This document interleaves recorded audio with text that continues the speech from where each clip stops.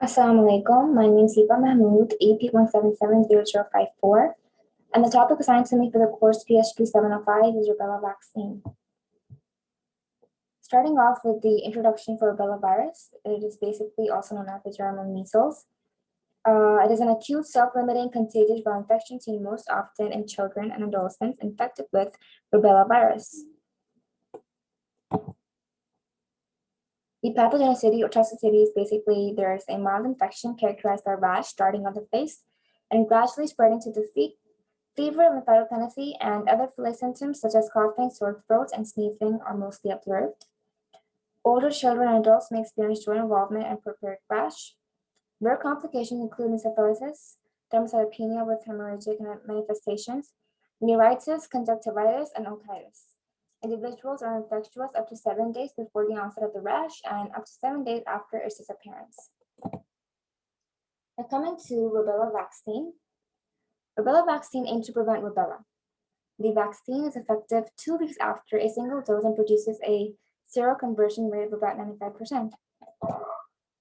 Now coming to dose of rubella vaccine, the most common rubella vaccines are MMR or MMRB and is given subcutaneously in 2 doses, one at 12 to 15 months and one at 4 to 6 years. Now let's start with the mechanism of action. Basically, the rubella vaccine contains live attenuated rubella virus.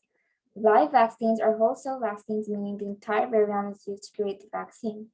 An attenuated vaccine is a vaccine that reduces the virulence of the pathogen while still keeping it viable. This vaccine induces both humoral and cell-mediated immune responses. It produces an IgG humoral immune response in individuals as well as a cell-mediated response by rubella-specific activation of CD4 plus T helper and CD plus 8 T lymphocyte cells. Thus, the immune response to a live attenuated rubella vaccine is almost identical to one seen during a natural infection.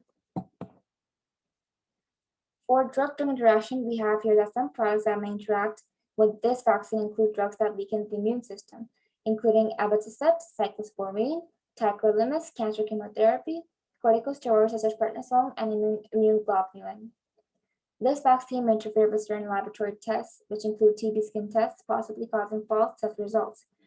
Make sure laboratory personnel and all your healthcare professionals know you use this drug.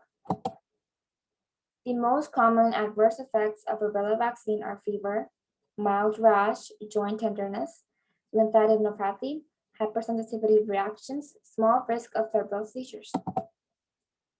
Now let's come to the brand names. The most common brand names for rubella vaccine are Merivax 2, MMR2, ProQuad, MRVax2, and Biovax 2.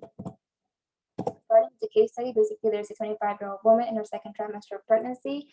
She has developed sore throat, shortness of breath, and hypotension. Her temperature was found to be 103 degrees Fahrenheit with a respiratory rate of 82 breaths per minute and a heart rate of 120 beats per minute. On physical examination, it was found that she had been having small red spots in her body and was also anemic. Her oxygen saturation was 90% on the pulse oximeter, and her venous blood gas showed a pH of 7.35. Pressure of carbon dioxide was found to be 56 millimeters of mercury, and that of oxygen was 50 millimeters of mercury. The patient was also having hypothermia, that is, the K was about 2.5. After a blood test, the patient was diagnosed with rubella.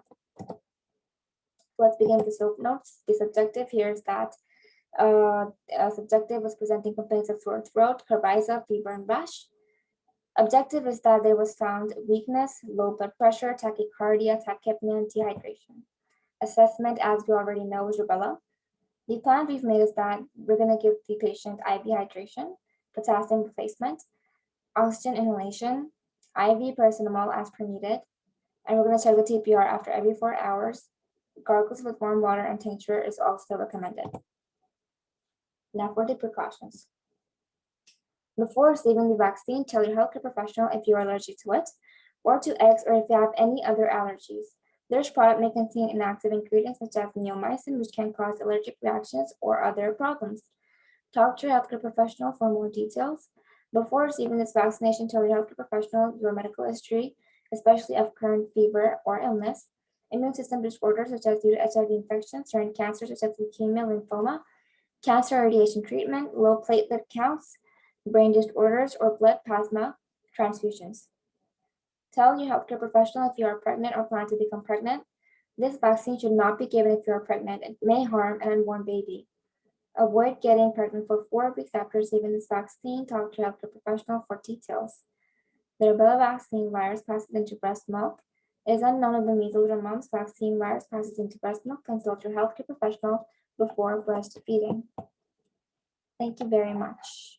That will be the end of the presentation.